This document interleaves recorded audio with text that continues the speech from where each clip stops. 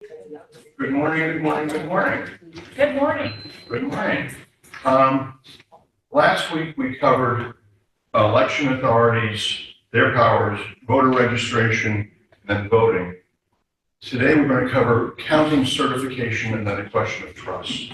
Okay, because the purpose of this effort in many respects is to get people comfortable with the process of how you vote in this country, how it's counted, and do you trust the results? Because that's the whole purpose of an election, is to come to some sort of a decision about where our society goes without going to war with each other. So let's talk about counting. And you corrected my typo, but it didn't make it. Okay, so polling station usually has two L's. Is he blaming you? No, you corrected my typo, but it didn't make it. Huh. Huh. Oh, jeez. Okay. He was with me, we did it. Yeah. Maybe. That's after she called me out. I forgot to save it because then we started talking about the videos. Okay. Ahead. Okay, polling station with two L's. So, first of all, there's a time when the polling station closes. Some as early as 6 and 7 p.m., others later.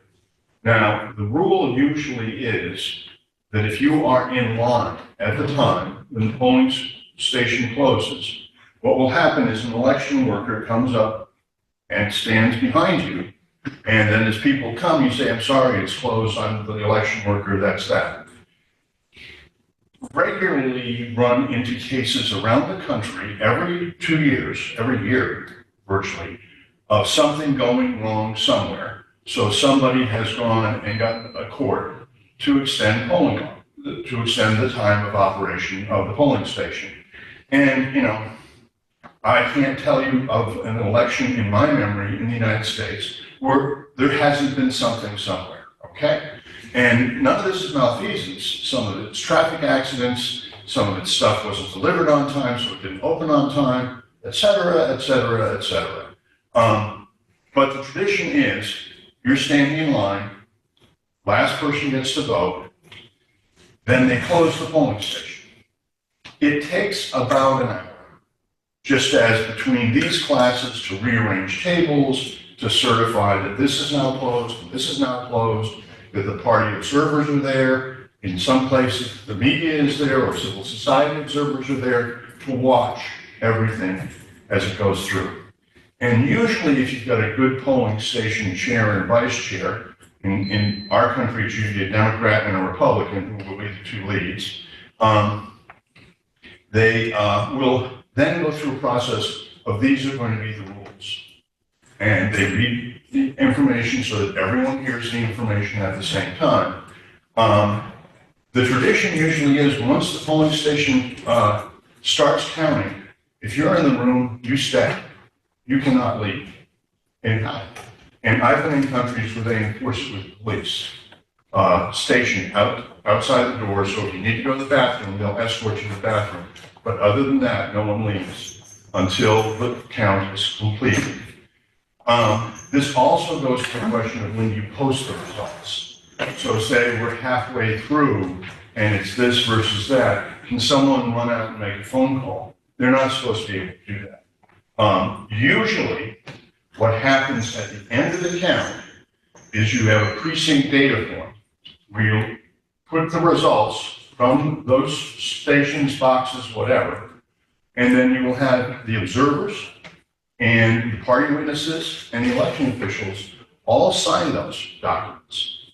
And then in many countries now, they will take a copy of that document and post it right outside the polling station. So if anyone wants to see what the results were in their neighborhood, they can walk up and see this. Now, when you think there's a problem, this piece of election material, the precinct data form, is more important than the ballots, because the precinct data form will have the results of all the ballots. So in Venezuela, why the Maduro election is so contested is that the election workers never were allowed to release the precinct data forms to the public. And then, since those election workers were not thrilled with what their instructions were, they would say, okay, I can't post this, and I've got to put it in an envelope, and then it's going to go to Election Central, and no one will ever see it again. But if you happen to be taking a picture of this, and you're in civil society or with the opposition, then you know the results. And that's the basis of the illegitimacy of the Maduro election, because the results were never posted anywhere. Now, I had one interesting situation in Azerbaijan where observers were in the field, foreign observers in the field, watching the count of the ballots in polling stations, and the Central Election Commission of Azerbaijan announced the winner. Yeah, that was Amazing. Yeah, and in one of the Iranian elections, the national media said this was the result of their exit polls, which they weren't doing. The election commission in Iran announced what the outcome was, but they were all paper ballots. And there was not enough time between the closing of the polling station and the announcement of the results for the ballots to be counted. So now in Iran, because of the distrust of that, the whole thing is on their equivalent of YouTube. They videotape, they broadcast the count and all of this stuff. The Russians have had similar examples where elections were announced. In the Yeltsin and the early Putin era, I was an observer in the '94 Duma elections in Russia, and results were announced before stuff was even posted, much less transmitted to election headquarters. Can I ask you a question? Yeah. So what did you do then? As being an observer and seeing that they're announcing it, you know it's not over. You can't do anything? Well, no, as an observer, you can't do anything. Now, if I were a political party observer, I might use my observation and testimony as a reason to go to court or to get into an administrative procedure. As an international observer, all I can do is report. Now, if I, as an international observer, say, we don't think this was a credible election because in the case of Venezuela, they never posted the results, or in the case of Azerbaijan, we had people watching the count when the Central Election Commission announced the count. So we think there's a little problem here. That will get international press. It will have some impact on government-to-government relations, as Maduro, for example, is increasingly being isolated in Venezuela. And because of the terrible mismanagement of their economy, they've lost about a quarter of their population, including about almost 700,000 in this country right now. So that has impacts. What you're really trying to do as an observer is more affect the process before it takes place. Get the rules to be transparent, get the process to be transparent, as professionals, rule standards and all that, as you can do, and then see if your work really worked out. So counting. The world standard is trying to go to paper ballots everywhere, get away from machine ballots, because of lack of trust in technology, and because frankly, there's greater and greater fear of machines getting hacked into. Now, most election commissions that I've worked with do not put their machines on the internet, do not put anything on the internet aside from a communication platform. And the reason is obvious. They don't want people hacking into it or breaking into it. That doesn't mean, as Elon Musk told us, everything can be hacked. So right now, in this country, I'd say it's about 60-40 doing a machine count versus a hand count. And within the ballot, you can do things so as to know whether or not the ballot was tampered with. There are forensics, like in every other technology, there are forensics. Usually your ballots are printed in little books. Those books then you separate and give to voters as they come through. At the end of the day, you have to account for all the ballots. So there will be some damaged ballots where someone made a mistake and they came to you and said, oh my gosh, I meant to vote for so-and-so and I voted for so-and-so and that's my mistake. And so the ballot, the election precinct official will have the power to void that ballot, give you a new ballot. They will make note of the fact that there were damaged ballots, voided ballots, whatever it is, in that precinct form, so that if 1,000 ballots came to a particular place and 500 were cast for one candidate and 450 were cast for another, and there were 50 damaged ballots or provisional ballots still to be counted, that's all on the form, okay? Now, usually when we're doing a count statewide, first of all, you've got the paper count. Then there will be usually a sample of areas where the election was very close, so as to see if it was working across the state. And you have a machine count. Now, just so we understand, in Georgia in 2020, President Trump phoned the Secretary of State, said, I need 11,652 votes, whatever it was. Georgia went through 2 full hand counts, plus 2 audits of their hand counts to try and satisfy the desires of people who did not trust the outcome. Now, Georgia played with the election laws we talked about last time in terms of taking people off the rolls.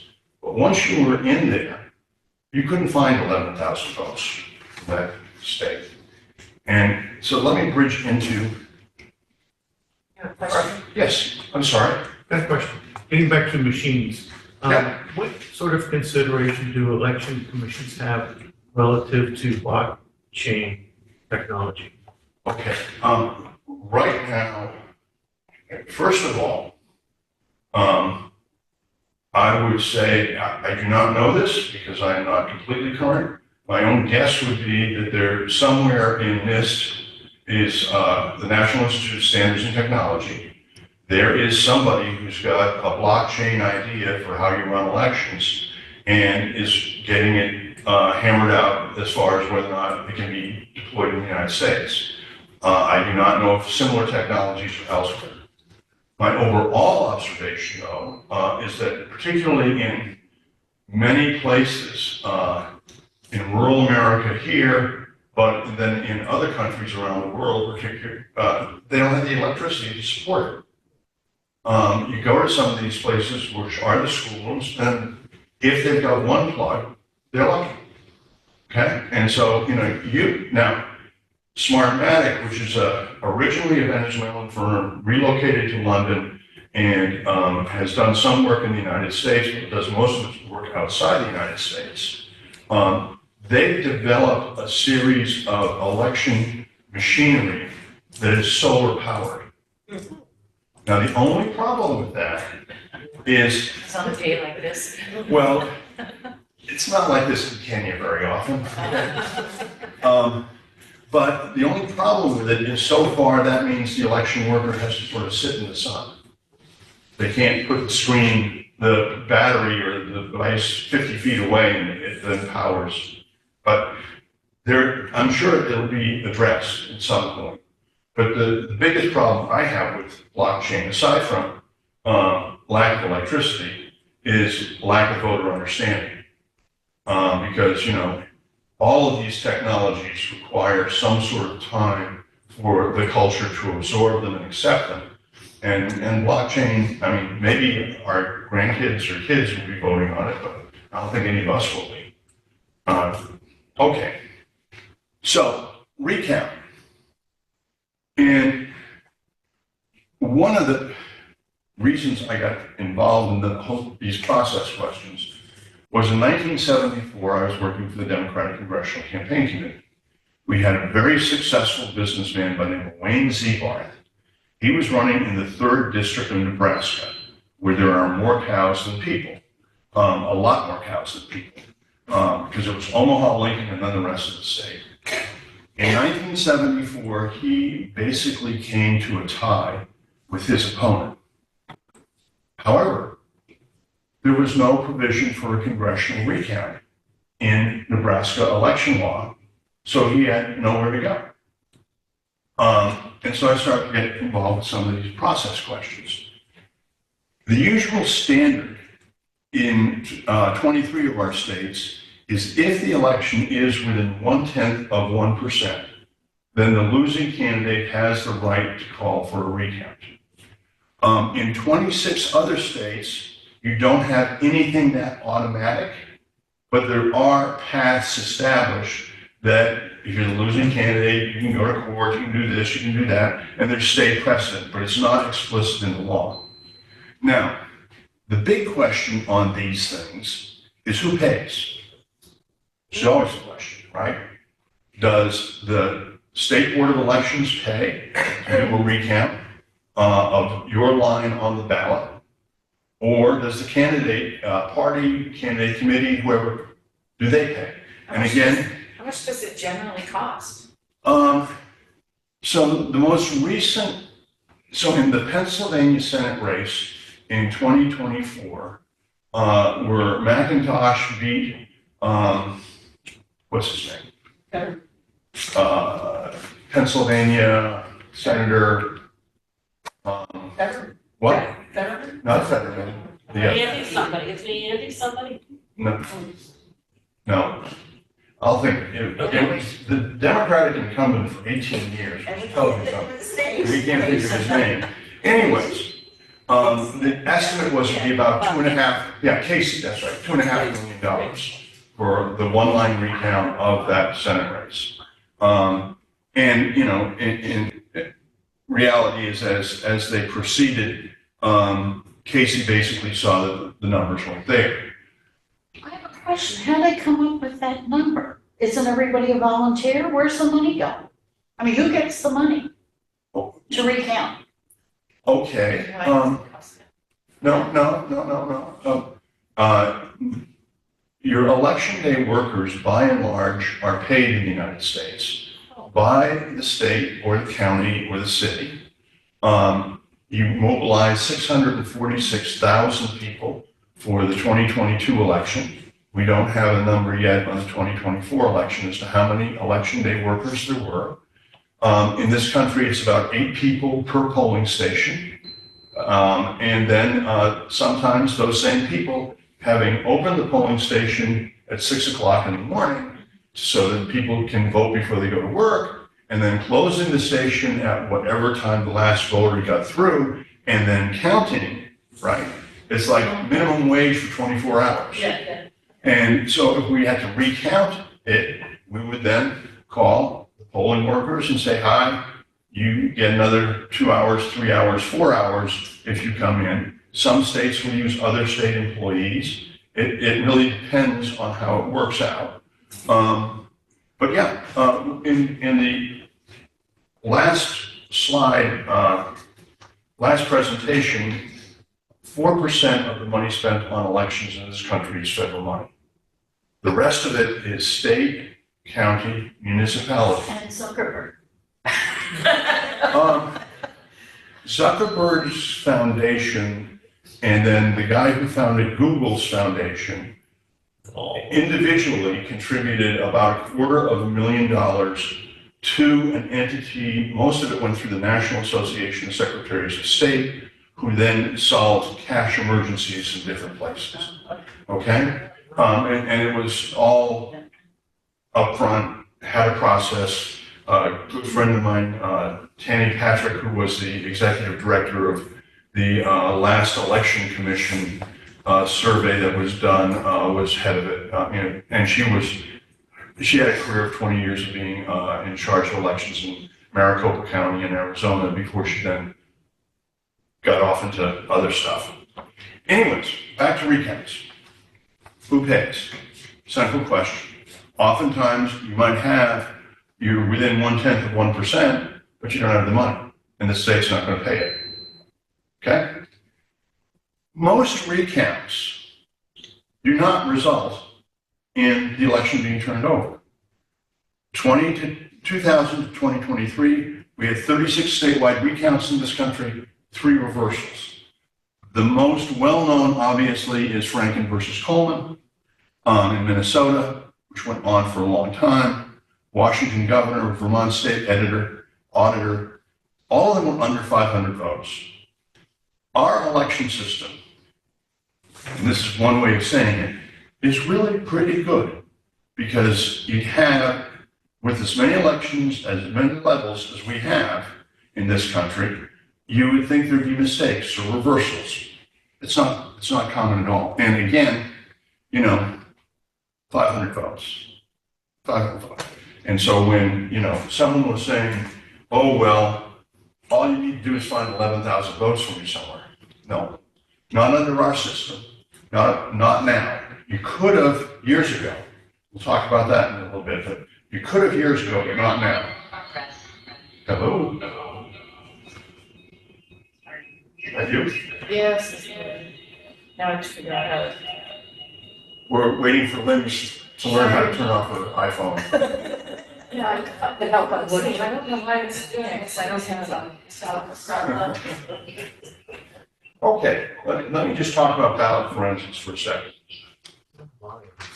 In Afghanistan, we had a ballot like this. You had to break a seal, right, to then vote. Very simple. And it had a little sticky here. That's how it was delivered, that's how it was printed. And on the front of the thing, we had presidential election and then 2 leading candidates, Karzai being one of them. So what do you do when you come upon a village which has its election box there, and you have 332 ballots? None of them were open. All of them were checked for Karzai on the front page. All of them in the same little pen. How about that? You think that was every voter that got in line and they shared pens and all of them didn't open the ballot? Yeah. That's like a little ballot. How did you know that? How did you know that, or how did anybody know that? Well, first of all, you have a whole voter education effort. And you have polling workers who are supposed to give some instructions, like when you go to the Eastern Fire Station, they say, now this is your ballot, you can do it this way or that way. They were supposed to do that. In many rural elections, in Afghanistan in particular, and I witnessed a fair amount of this, to protect the integrity of the ballot, it was a very simple thing. It's paper fold, a little seal. All you have to do is put it. Candidates are all listed here. All the candidates are listed here, not just the number 1 and number 2. Now, if you didn't get around to opening it, and then you used the same pen on every one of these things, yeah, we would find tubs of these things. And you've also got barcodes, you've got numbers, you've got watermarks, you've got a whole variety of ways to know the ballot just didn't come off a Xerox machine. Yes, ma'am. Claudia has a question online. Do you think paper ballots are more expensive or less expensive than using voting machines? Well, there's 2 or 3 ways to answer that, okay? Because the first way to answer it is to say it really doesn't matter. You're going to spend the money on the election, and you're always going to have a paper option for absentee or for whatever. In terms of getting the results faster, the machine readers are going to get it faster than paper readers. And by and large, now, I'm not going to say there's always a machine that didn't work right? But by and large, the only state I really call out for failing to update its election technology is New York. Because New Yorkers have this little lever. And the politicians love the lever because it allows straight party voting Okay? Oh. And so the politicians don't want to get rid of the lever. So they then don't give the money to the election commission to update its technology. So they're using stuff that was developed in the late 1800s. Really, really. New York, here. Howard, New York. So I have a dumb question. I'm thinking about here, when we go into vote, we vote on paper, Mhm. and then we hand it to someone who puts it through a machine. Right. So what is that machine, The machine is scanning your ballot and counting. so it's just scanning and counting, but doesn't that mean that the whole hacking thing could come into play, because that's being stored somewhere, right? Well, I mean, first of all, you give it to them, they scan it, it goes into the bottom, it's in the bin. Right, So that if, say the election's a tie, and you have a recount, oh, then they can. and you take the bin out, and then you count it by hand. And if the count by hand doesn't match the machine, guess what? You get to count it again. Okay. So like at one Pakistan women's college, I was there almost 8 hours after the election because we couldn't get one vote right. And so the chair said, count it again. Yeah. Okay. Now we're going to have a little quiz.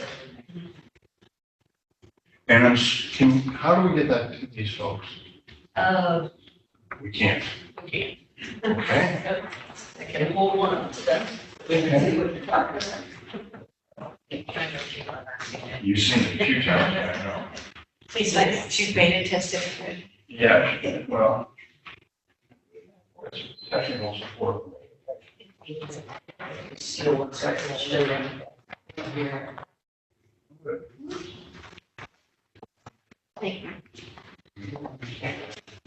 Claudia, this is what he's showing them. Let's see if I can get this to a point where you can see it. So, Just, I can see that you're showing it to me, but I can't read it. well, I'm sorry. about this. Okay, got it. Thank you. Okay, so the issue really is, what is the voter's intention?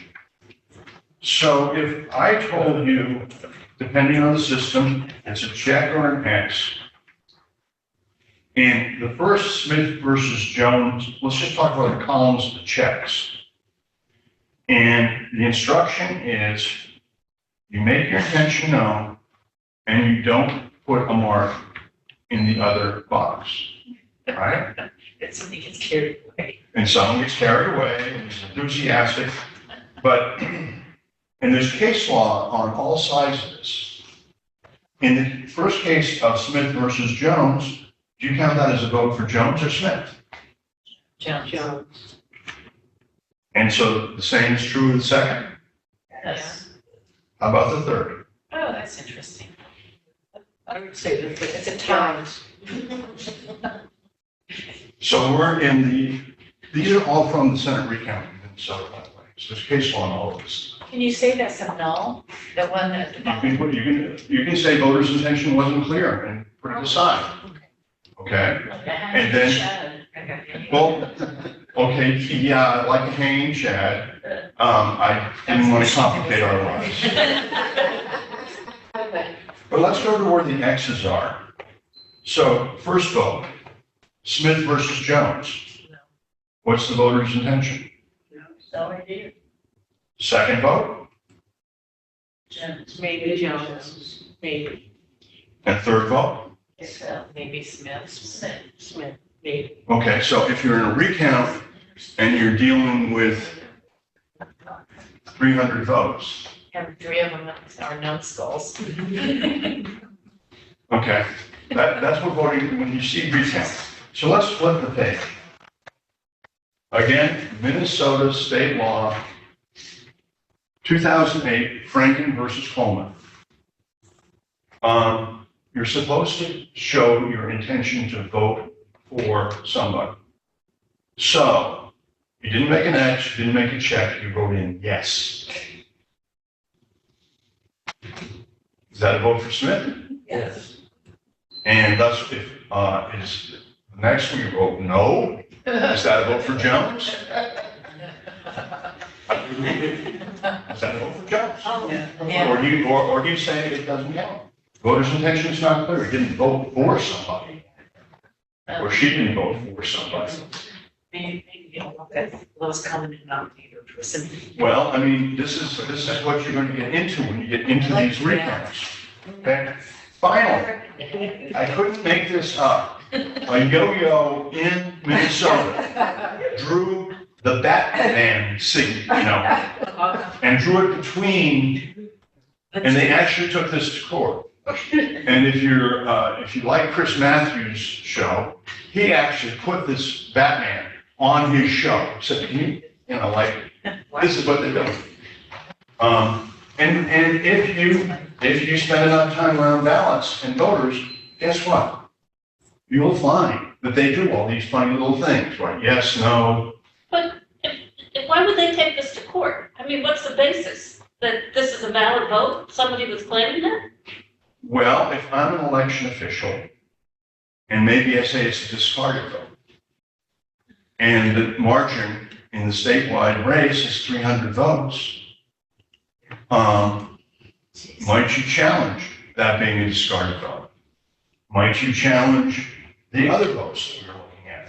On the yes and the no, and whether or not the check was in the box and the other box was clear. And you can use that saying, no, very, very clear. If you've marked 2 boxes, you're out, right? And the other side said, oh no, voters' intention is clear. They wanted to vote for Franklin or Coleman. So that's what you get into. Now, I'm just gonna ask, so is this a jury case? I mean, is the jury evaluating this, or is it just a bench trial? Most of your election law disputes are going to go to judges. They're not going to go to juries. In part because, by and large, most of the proceedings are governed by civil law, not criminal law. Some things are governed by criminal law. Very few jury trials have ever been involved that I've been aware of, at least in this country. And in other countries, it's usually directly to the judges. Okay. Where did I go here? So voter intention we talked about. Sorry. This is what really important. Certification. Basically, so you've done your count. You've reported the count. The state usually has a process of checking the count. Sometimes it might be a hand recount in closed areas. Sometimes it will go all the way up to a forensic audit. And among election aficionados, they encourage the expense of an election audit these days, particularly of a forensic audit, so as to create trust. But basically, it's a process. And Is that so, done at the lower levels or all at the state level? it will go all the way down to the lowest level. Okay? Because you'll want to make sure that the state legislature members and the city judges and whoever else, mayors and everything else that's on the ballot is certified. Okay? But it's a process. It's outlined in state law. So if you look at the Electoral College, by election day, by December 11th, the states have gone through their process of certifying the winner and doing whatever it is they have to do. Then the electors vote, the votes arrive, to the National Archives, archivists bring it to the Congress, Congress counts the votes, and January 20th, noon is inauguration day. That's laid out for governors, for mayors, for state legislatures, for all the positions. And as you can see, there is time for court challenge, judicial review, something to be done to figure out, was this a free and fair election? So, that brings us to today. First of all, in preparing for this course, I came across Chris Wallace's book, Election 1960.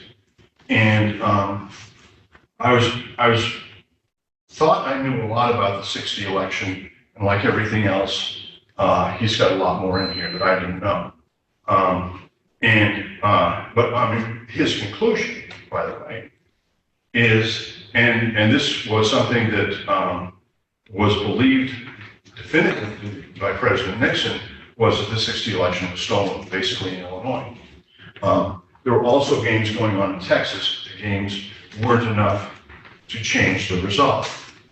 What I want to talk about in terms of trust and why I'm in part doing this effort is there's a public relations firm called Edelman. They're part of the World Economic Forum, and so in the year 2000, they started to develop an international trust barometer. 33,000 half-hour interviews online, 28 countries, and it's been going on for 25 years. In their most recent edition, released in January of this year, they said that what's been building in the societies around the world, particularly in the Western democracies, is we've moved from a fears to a political polarization to actual grievance. And grievance is itemized by these 4 issues. All of us, I think, want our kids to do better than we do. That's sort of the imperative. And there is now a lack of hope that the next generation is going to do as well as we do. Economically, socially, culturally, however you want to measure it, but there is this lack of hope, and people are upset about it.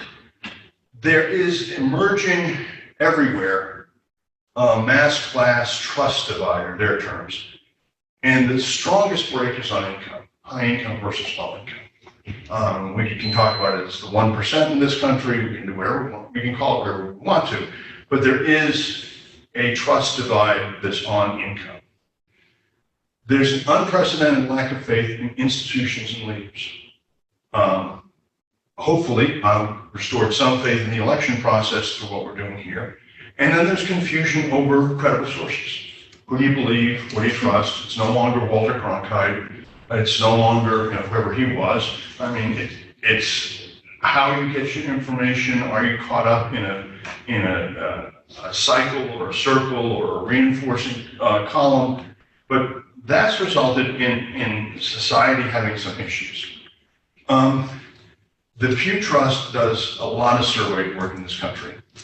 And they did a big piece on trust in October of 24. And they came up with, 4 things that government should be doing more, making more efforts at. Make the process more transparent and accountable. And according to their survey work, only 15% of Americans think government is accountable to anybody. And 7% believe government is transparent, which says 93% don't think government's But what transparent. exactly does that mean? Do you remember what their wording was on that? I can get it for you, but the terms accountable and transparent are fairly, I don't think transparent for government is very, okay? it is very easily understood by people. Does Okay. that mean that you want the president to be talking to you more? Does that mean that you want to be able to reach somebody by the telephone or somebody who will answer your questions? I don't really know. I will get this survey and send it to you. I appreciate that, Yeah. thanks. Okay. I look upon it as transparent. Can you as an individual know that either you or someone like you is able to see what's going on? And so if I were a political party observer, would I be allowed in the room to watch the count? Would I be allowed to watch the voting? I've been in elections where armed guards kept me from going into a room to see the count because we knew what was going on. I mean, they needed to know the number that they had to produce, so they kept everything locked up. And transparent to me means, or accountable to me means that it's reporting to someone, theoretically reporting to all of us. So that question was strictly based on voting. No, this was a generic overall trust in society. My second title, so develop modern customer-friendly services. And, to me, election commissions are trying to do the best they possibly can And it's an ever-evolving art. You might have seen in today's Washington Post a little article about, it was about this big, but there's a court case in Wisconsin going on where under Wisconsin election law, military and overseas voters can get their ballot by email. Now, frankly, that process has been developed internationally. New Zealand and Switzerland were the first two to do this. But there is a way for me as a member of the Wisconsin Election Commission to transmit to you, military or overseas voter, the ballot, because the postal systems don't work so well. And I don't know Wisconsin law well enough to know if you can then respond by email or if you've got to put it in the mail. But people with disabilities in Wisconsin wanted to have that same level of access. And that became a court case. At the lowest level, the judge said, yes, the people who have disabilities can have their ballots emailed to them. And that was appealed to the state legislature, and now it's appealed to another court. And bottom line is the people with disabilities are not getting their ballots by email in Wisconsin in time for the April 11th election of a Supreme Court justice. Now, should they have the right to? Should they not have the right to?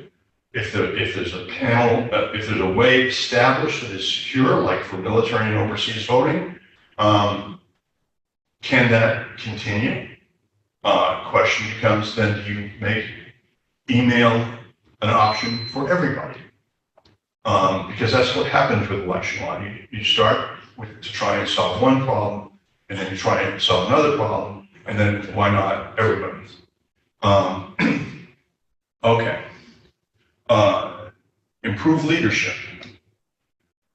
Candidly, we have a problem in this country with the leadership of our election officials, in that many long-time election officials are retiring or choosing not to stay in this business in county government or city government because they don't like death threats, they don't like fights going on outside their offices. You know, it's sort of like listening to a teacher. I was hired to teach. I was hired to become a referee. The second issue is aging. One thing that we might be the last generation to really be able to do is count large numbers, pieces of paper. Think about your children and your grandchildren. Do they used to draw this, or is it all online?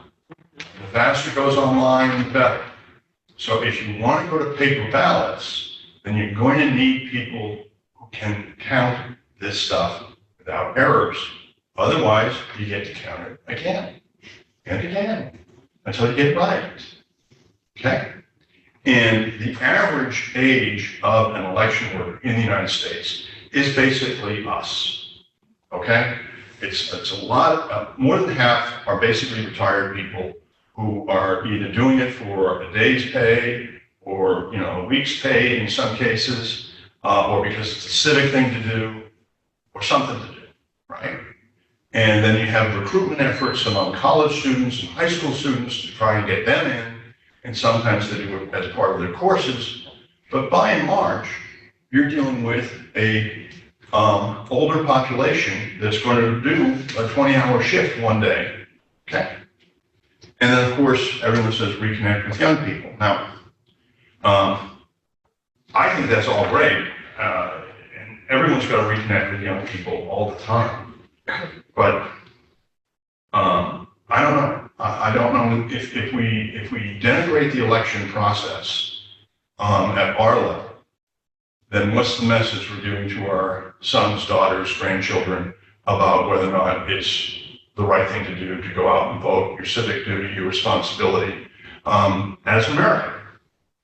And the question I've got for us to talk about and have questions about are the next two slides. 1960 presidential election. Okay. The margin was 100,000 votes, 114,000 votes across the country. In Illinois, it was basically a tie statewide. But in Cook County, that's where Kennedy won the election. Now, the interesting thing about this book, and it doesn't go into the type of detail I thought it would about what was going on in Cook County, but having been involved in professional politics for most of my adult life, you know, we all knew there was stuff going on in Cook County. We also knew there was stuff going on downstate. And Richard Daley said in my presence once that Paul Smith, who was the chairman of Kankakee County in downstate Illinois, voted more corn stalks than he voted tombstones. Okay, yeah. A friend of mine was 16 years old and he voted in Cook County in 1960. I know this for a fact. And that was when it was 21-year-old vote, by the way. But you know, our society went through that. And Nixon was vice president when he oversaw the county electoral college. And John Kennedy, as a senator, was in the chamber watching the count. And Nixon then announced that he was the first sitting vice president to oversee the count of not getting the election, right? And then went off and congratulated John Kennedy.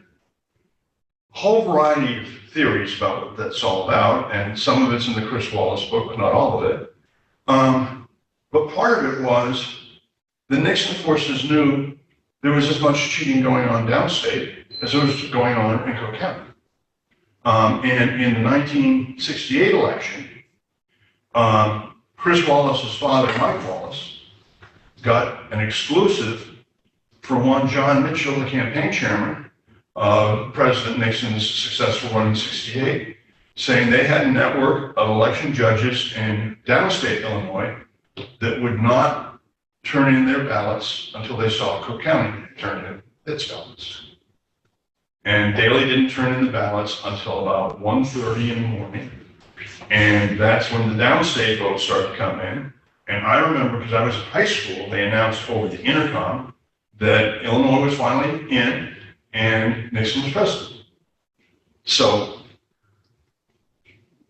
that was that. Who did they vote? Or no? They said Nixon was president? Nixon in 68 over Humphrey and Wallace. I thought that was Kennedy. This was 68. Two different Oh, okay. elections. Okay. In 1968, when Nixon was on the ballot again, George Mitchell gave an election day interview to Mike Wallace saying, we have a network of election judges in downstate Illinois, and they're not producing their ballots until they see Cook County posted. And Cook County didn't post till 1:39 in the morning. And then the downstate stuff happened. Now, I happen to think the system has improved in lots of ways since then. But this is what the 220 election was. And you were talking about it earlier. And Georgia, by 0.3%, was the closest state in the country.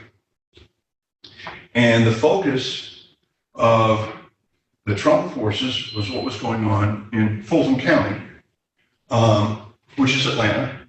And that's where Giuliani was eventually sued by the two election workers who he said were having crack cocaine and carrying garbage bags around and all that other stuff. But do we have the trust in our system? And that's a big question going forward, I think. As I've said a few times, every election official wants a landslide. They don't want a close election, regardless of who wins, because if you got a close election, that means that, gee, the high school kid who was doing the count who messed it up, or the person who was, 75 years old and God love them, they were doing the count at 3 o'clock in the morning, having opened the polling station at 6 a.m. They messed up, or there was an error or transposition or machine broke or something. And do we have trust in the system? Frank, you have a question for me? My question is a general one. You probably have more in-depth knowledge about these things of what's gone wrong in the different locations. So what is your perspective as to insight? Where were the problems and the magnitude of the 2020 election? Okay, I would say you had three generic issues, and election commissions handled them state by state. You could argue there should have been a federal standard, but there wasn't. And so was COVID. And state election commissions tried in many ways to get ballots out to people so as to have people participate. That resulted in an increase in vote by mail, which some are suspicious of. Now, evolution. Vote by mail techniques, and for a long time, were the province of the Republican Party. They were originally developed for hospitals and nursing homes, and then large populations of elderly retirement communities. And the Republicans had a very, very good mechanism as to how they went about this whole process. As is true in everything, eventually the Democrats caught up.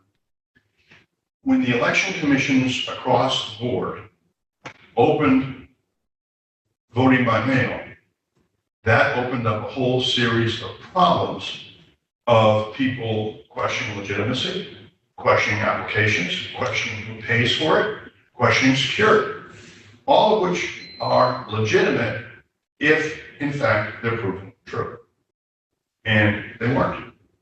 By and large, our system worked exceptionally well. And compared to other systems I've observed, I don't think we're the gold standard. I don't think we're the best in the world. Okay? But in some areas, we're equal to, in terms of the mechanics of the election, to anybody else. Are we ever going to be Denmark? Are we ever going to be Finland? No. But you mentioned last week the Arizona and the machines not reading the ballots on election day. That's a huge thing. And then just the sort of the overview is, where did the 11 million additional votes come that were in 2020 that didn't happen in 2024? You know, those are. And, 89 a million combination of votes. all. Yeah, and there's, first of all, your totals change, okay, Yes. after the election. Yeah. Secondly, you did have a fallout in the Democratic vote, particularly in a lot of core constituencies of the Democrats traditionally in 2024 compared to 2020. You had actually, in some regard, in some places, increased use of mail rather than decreased use of mail, because people are finding voting by mail is far more convenient, just as voting by drop box is far more convenient, just as early voting is far more convenient for many people. And candidly, if 155 million people showed up to stand in line on election day, it wouldn't affect, it'd still be in line. We're now at a majority of our votes being cast before election day. And in 2024, it was, I think, a legitimate argument of President Trump that the commission's debates between the candidates, more than 60% of the votes had already been cast by the time they got to the final debate. So the debates, somehow that process has got to be moved forward. Yeah. Are the mail order votes counted one by one, or do they just collect everything and do it at once on election day? Count?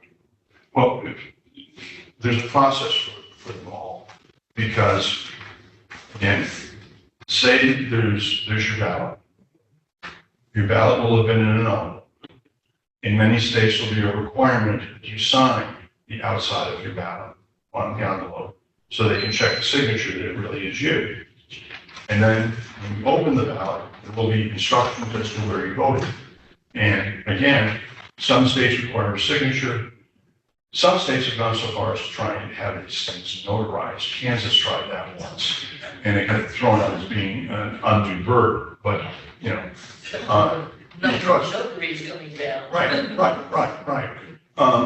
So, but, and usually they are, depending on the state, your vote by mail is all going to be kept here. And then as it comes in, they're going to say, so-and-so has voted, then check that off the roll, make sure you then didn't go around and vote in person, because that would invalidate vote, okay? And that's why you have a computerized database. Depending on the state, some states will count them, but they won't post the results of your vote by mail until election night, when they start to post the first. Other states will wait until after you've done your full count by hand of all of the stuff, and then they will start to open and process. And again, there's a procedure in every state governing the security of your ballot. So that when you put your ballot in, they'll look, in some states, they'll look for a postmark. And as we talked about, Postal Service doesn't postmark everything. And so if you got it the day it landed in election headquarters in Easton the day after the election, with no postmark, that becomes questioned, right? And so you might count that separately until you get to your final tally, what it looks like. Other places, they will say that's a damaged ballot, illegal ballot, not illegal, but improperly filed, and thus doesn't count. And again, you've got case law all over the map on all of this stuff. Yeah. One more question. If you said if it doesn't have a postmark, post offices that fail to stamp it, how does that differ from one that, as I did, I got my ballot by mail, but I put it in a drop box because I didn't trust the post office. Well, and the That's Dropbox, no postmark, of That course. makes the right election. but the Dropbox is usually closed day of the election, Yeah, okay. okay? But so that's the way it differs from a non-postmark. So there's a Dropbox. And in the bottom of the Dropbox, there's all ballots that are put in there. And so usually, again, you can, if you check with an election official in Virginia versus one in Easton, you're going to get two different answers, probably. But they will have a process as to when they close that Dropbox, how they take that ballot box out of there, and then how they verify it and count it. And one of the reasons we've got election officials retiring, by the way, is because people have taken to pouring liquids into the drop box so as to contaminate ballots, and not all the liquids are sanitary, or throwing fire bombs or firecrackers or other things in so as to start a little fire in the drop box. And that's part of this. Do we have trust in each other to do this? Yes, ma'am. You mentioned Denmark as being a country that has a good election system. Can you tell us about it? Well, I mean, you've got, first of all, in many societies, they have a form of national identification. And that form of national identification counts for everybody. And everybody who's a voter then has, usually their signature, their photograph, in some cases, iris scans, in some cases, fingerprints on file, so as to verify so there's a high level of trust that if you go walking in, and then secondly, Denmark has not had a history of political corruption or cronyism or frauds or that, all of that good stuff. And candidly, when we were all growing up, so Johnson was in the Senate because of gains in the 48 election. And Kennedy perhaps won because of gains in Illinois. And then Nixon perhaps won in 68 because of gains in Illinois. We don't have much of that anymore. There's a lot of urban myth and legend, but not much. Our identification systems are fairly robust. because of the 2000 election, we've got a variety of, the databases basically, and there's always going to be a case of this where somebody voted and, voted in Maryland, then flew home to Florida and voted there. And we've had that, we had that eliminated congressional candidate in this area once. And sometimes it's a simple mistake, and sometimes you forget, and sometimes it was deliberate, But people try it, but there's always somebody who's going to play this game. Out of, 155 million people in 2020, you're always going to have a few. But the, overall issue I have is people aren't trusting the process and not trusting the results. And I think, based on my experiences, our process in this country is pretty good. There are games that are being played in state legislatures. If you look at the Atlanta Constitution, you'll be surprised to see that the Georgia legislature is playing games again. And this is the spring when legislatures get into session, and legislatures will try and affect some part of the election code, theoretically to their advantage, which I think is anti-democratic, small d. And that's why, as I said last week, you've got 7 different Native American tribes in some states, and you've got 7 different forms of identification. And the state legislature should be, to my way of thinking, saying, if you're a Native American, if you have a tribal reservation identification, that's fine. Just as if you're a U.S. veteran and you have a VA card that does not have a photo on it, you're still a U.S. citizen, you're still a veteran. And that should not be disallowed, as it is in some states, in favor of pistol licenses, which is allowed in Texas. Okay. Well, we've got 13 states, 17 states now that where you can open carry weapons into polling stations. Okay. Now, I've been in elections where the voters went through metal detectors, and I didn't witness this in Iraq, but there were efforts, suicide bombers with metal detectors involved. And I've been in situations where you couldn't vote in a school or health clinic because the Taliban or Al-Qaeda or ISIS or whoever would say that that was anti-Islam, and so we're going to destroy the health clinic or the school. So we use tents to vote, okay? I mean, this stuff is real in other countries. It's not happening here, not at all, almost nowhere. But now we're going to leave you laughing. Now, let me, all election commissions are going to involve some voter education. How you vote, where you vote, your voter sticker, usually it's print. In the Philippines, which had a series of just awful elections, they introduced a technology in the 2010 election by a firm called Smartmatic, which originally was a Venezuelan firm.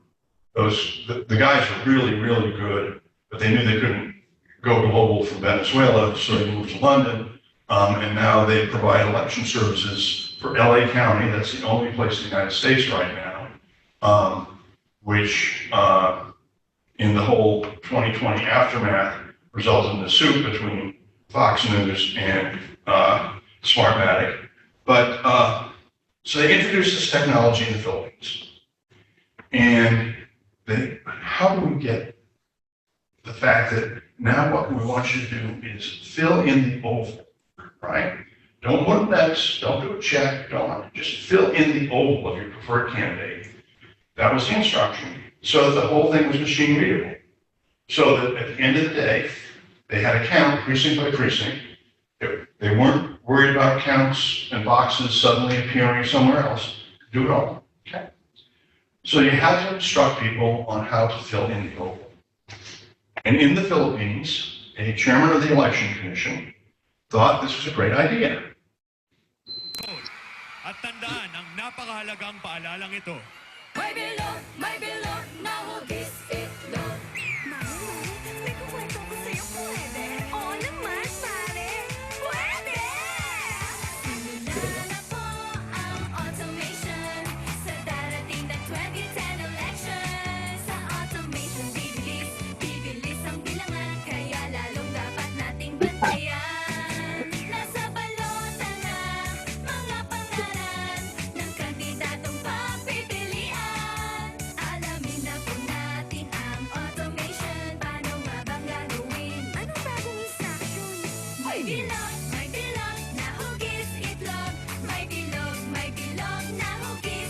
Computer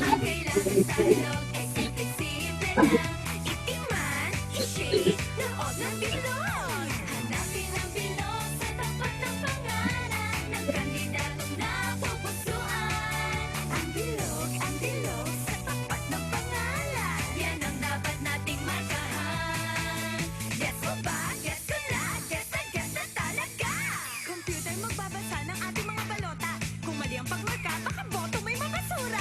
Sayang! Balota mo'y alagaan, boto'y makapangyarihan. Huwag kusudin o dungisan, upang tiyak na mabilang. Ang boto mo, makapangyarihan. Pumili tayo ng tuwid ng may paninindigan. May na leader na magsisilbi sa bayan. Yan ang kailangan ng bayan. Isang presidente, vice-presidente, mga senador, pwede hanggang 12. Isang congressman at isang party list. Isang mayor, may vice mayor, at kung ilang kuser kailangan. Sa gobernador, kanyang bise, at kung ilang bukal, pwede. Sa tapat ng pangalan ng kandidatong napupusuan. Ang bilog, sa tapat ng pangalan. Yan ang dapat nating markahan. May bilog, na hugis itlog. May bilog, na hugis itlog. Kailangan sa bilog. That's what we need more of. They were giving you instructions to fill in the oval Oh, is that? on your ballot. The oval. Yeah, fill the oval, don't put an X, don't put a check, you just fill in the oval. And so, first of all, A young audience, look Good. at that crowd. Yeah. This this is voting notice. so these ladies went, and this was in 2010, so it didn't happen. They went viral. Did dance contests across the country. There's a mall in the Manila called the Mall of Asia, which says that it can accommodate up to 1 million people in it at a time. And it has this huge area that they use for public stuff. Well, these ladies came out and danced and attracted thousands of people to dance with them. So it's constant news coverage on Phil in the Oval. The free media they got with this thing was just wild. Now, the sex bombs had an age limit of 23. So they, and the sex bombs, actually, there's still a group in the Philippines called the Sex Bombs. They've had TV shows, they've had reunions of the original dancers. Think of the Spice Girls, except they had waves of these ladies. And it just took off. Now, on the island of Cebu, there is a prison. And that prison warden believes the dance is better than calisthenics. And so he has, and these are all, murderers, rapists, this is no petty crime that's on Cebu. You're there. And they go through 4 hours of dance every day, right? Because they're in prison, they got nothing else. At tandaan ang napakahalagang So we'll leave it with.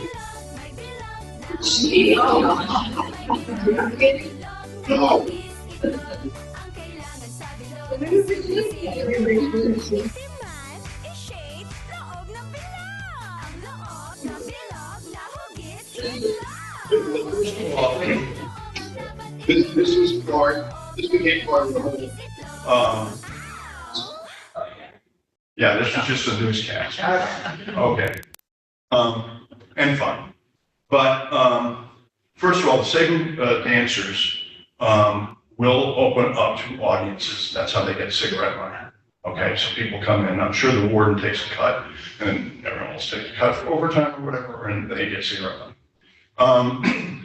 But sex bombs went down and danced with them.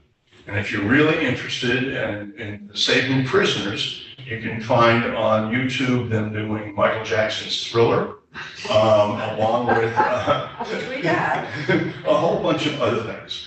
The sex bombs existed for 25 years. They did over 10 million copies of their records, and they went viral with Phil and the part of adult education from the Philippine election. I don't think we do it here, but it might be fun. So Bill, I found the article from Pew Trust, Okay, and I sent a link to Trina so she could add it into the email that goes back Sure. out to everybody. Sure. But I didn't, unlike the more, what you normally see with Pew, I didn't see the charts and I didn't see the link to the questions. So if you have another I'll see if I can. one that you can send it to Trina and Sure. send it down. Sure. Because usually they have the question of how it was asked, but I do think that trust in government is a very ambiguous question. And that's why I'm curious how they ask that information. Sure, but could we survive 1968?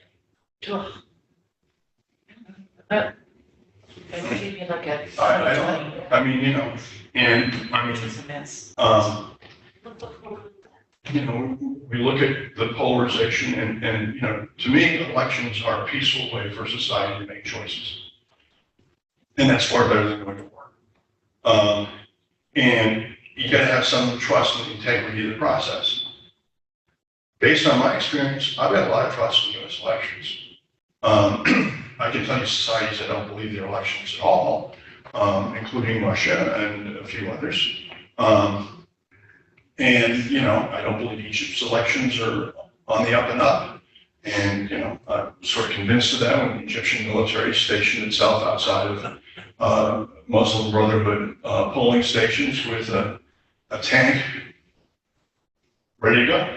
The guy sitting there by the 50 caliber and things spewing easy. But that's okay. Yeah. Trust. Don't you think part of the problem is having voters that are not citizens? Contributing to the lack of trust in the process? Well, just to get onto that point. The number of non-citizens who actually vote, that has been demonstrated by looking at all of this stuff, are by and large, first, where there has been some non-citizen voting, has been mostly in cities that provide outreach to and print ballots in like Los Angeles County with 17 different 17 different ballots for languages so that citizens can vote in their native language, and that's required under our civil rights legislation.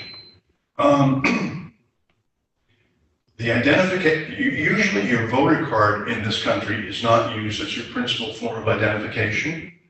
And so your voter card is not something that if I were illegal and needed something, I would go to the Board of Elections. I would more likely go to the Department of Motor Vehicles to try and get a false driver's license or something else.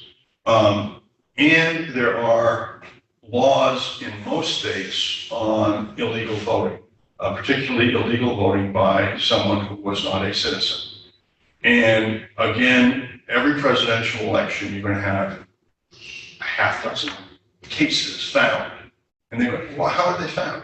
Well, they found because everyone had to be cross-databased in some way.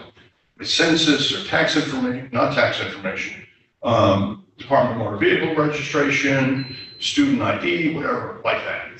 So in California, I was following a discussion group that following what people were saying, and we used to live in California, and that was a big issue that people were concerned about in California because there were so many voters, so many Latinos coming into the state, and they were getting a driver's license. But somebody told me that the driver's license is issued to someone who is not a citizen. They can get a driver's license, but it says something on it that they can't use it for voting. But that's immaterial anyway, because you don't show identity, any kind of identification when you vote in California at all. you just go in and tell them where you live and they look it up. Yeah. But But you show when you But register. there, yeah, you better show, Well, a lot of times the registration is happening when you get your driver's license out. Right. So there were several places where the states were giving them driver's license and people were taking that and were illegally voting because it was automatic, they didn't have the mark that said you couldn't vote. Yeah. Well, the motor voter bill was the second bill after, I know this quite well, after family leave that was signed by Bill Clinton. And George Bush 41 had vetoed motor voter twice in his 4 years. Motor voter, but Meaning that that thing. there's interoperability with the Department of Motor Vehicles, and gave states the permission to do that if they wanted to. But to say in federal elections, if you have a driver's license, now states do mark, most states do mark on a driver's license whether or not you are a US citizen or not. Maybe Because, that's what I'm remembering. That's why I mentioned it. I wondered if you knew what the, well, most states will, if they issue driver's licenses to people who are not US citizens, they will mark on the driver's license that you are not a US citizen. So that is, and so if you were trying to use it as a way to work or whatever, it's marked on the driver's. You have identification as to who and what you are, but you're not a US citizen. That doesn't work in voting. I'll be candid, like I've been down the rabbit hole of assorted allegations that there were buses of Hispanics located that somehow were organized at the University of Massachusetts campus in Amherst and then driven up on election day to New Hampshire and voted and then driven back. No, didn't happen. There are, I'm not going to say with 155 million people voting at the presidential in 2020, there were absolutely no people who shouldn't have voted. But I'm not going to say it's enough to change the outcome in any of the states. Trust though. I mean, Yeah, but I mean, Transparency and trust. but I think you got to, nothing is going to be 100% perfect, right? That's why we all aspire to Denmark. But, in this society, the mobility of the society, the constant infusion of new peoples into the society, legally, illegally, however they got here, they're here. Do believe that the system essentially works and represents the will of people who are eligible to participate in it. And I would argue that the answer to that is yes. I would argue that what I've seen in the election process in this country is very, very good compared to elections around the world. And a lot of the stories of stuff didn't hold up in 2020 when judges dismissed 60 election suits across the board. And there were 200 filed that were ready to be litigated the day after the election. This time around, Trump won. The Republicans pulled all their suits. So I guess, were they legitimate? It just depends on who wins. And that's part of the chasm, I think, that's going on in our society right now.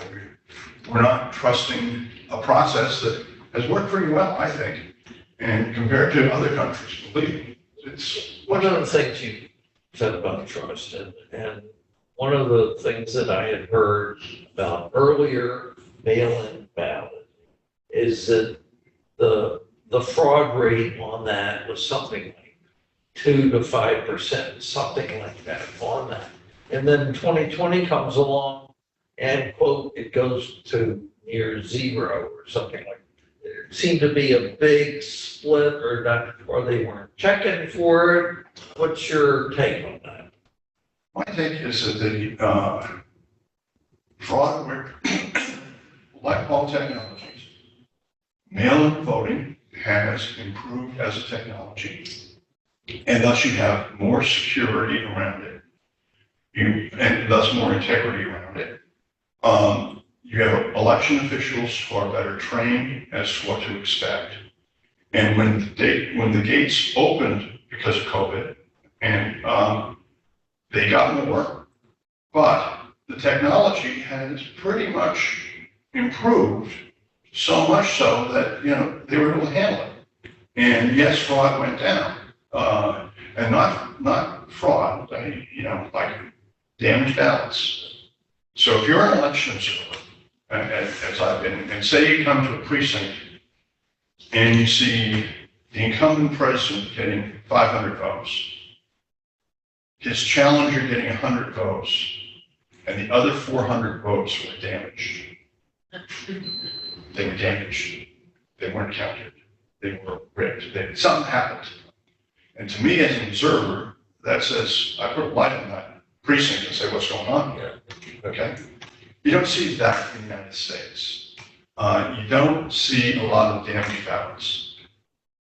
Pretty much, when someone draws Batman, that ballot didn't count, right? But, when you're in a recount process, again, less than 500 votes, these questions as to whether or not yes and no, or the check, or what's the voter's intention, and is this something that we can clearly see?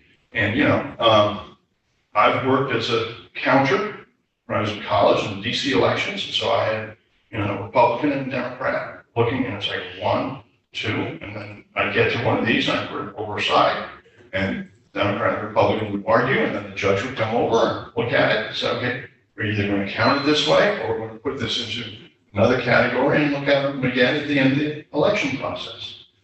That was all transparent. And now it's watched by political party observers, civil society observers, League of Women Voters, Common Cause, all sorts of groups from right to left. And because of what happened in 2020 in many places, you've got a credential that you've got to wear. And Susan would like me to throw out about a box of these things I've got from around the world. Many times they have a photo. It's a photo, government issued photo ID, and you have to wear it while you're in the room. And so you can't just come streaming in because you got an email saying there's fraud going on in Detroit and go charging out and see if you can walk into the polling station. And how much checking is there against the people that are voting against the voting rolls? Is there a one-for-one match on that? Very much. Even if you come in and say, hi, Sorry, yeah, no billing was. I'm Bill Sweeney, I live here. They're going to check that off, and they're going to double check it as mail ballots come in and make sure that Bill Sweeney didn't vote twice. And they'll check it off against drop boxes. And if I'm a military or overseas voter, they will also check it. There is a checking system.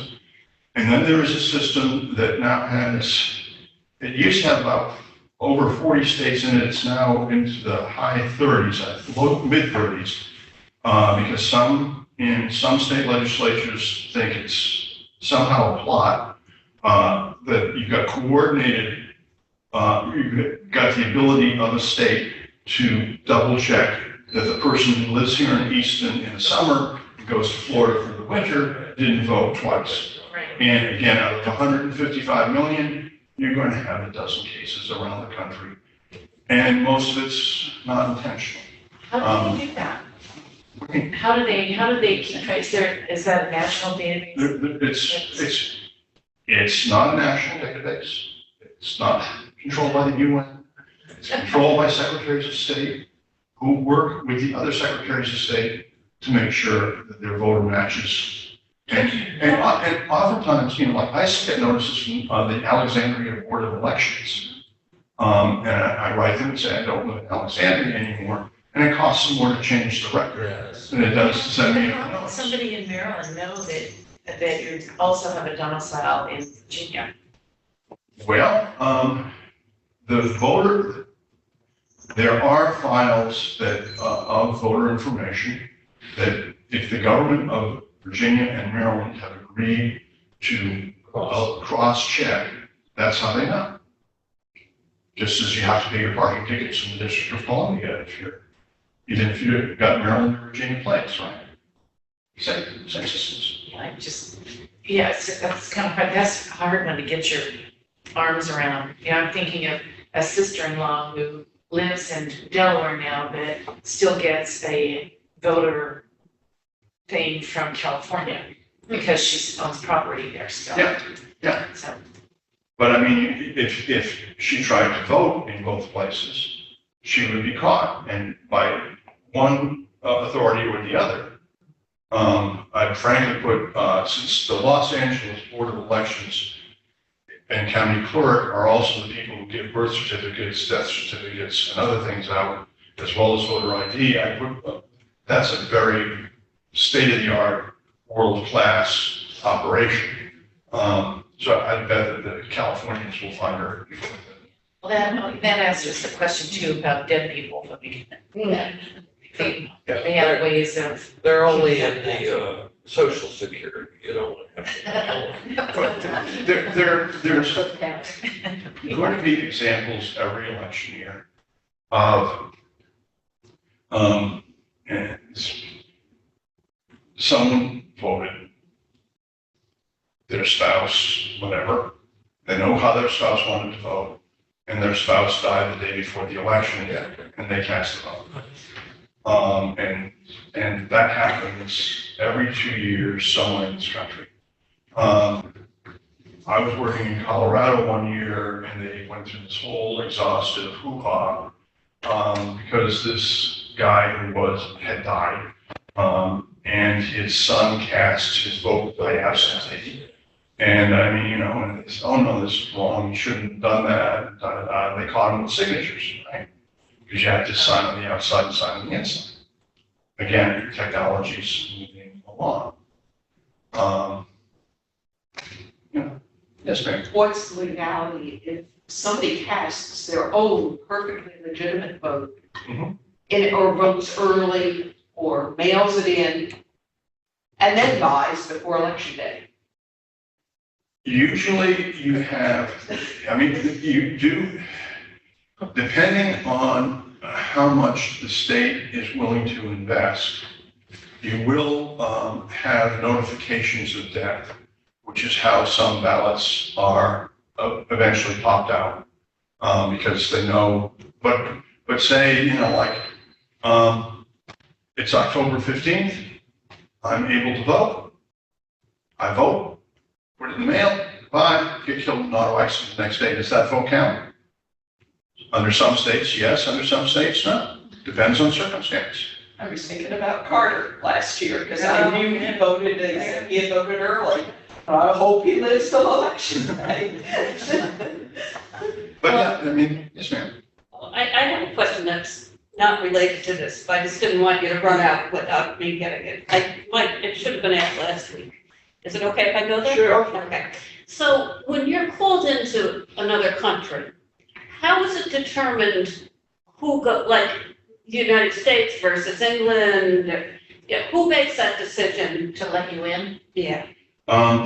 Well, first of all, it is a treaty obligation or part of the organization of many international institutions that people can come and observe the elections.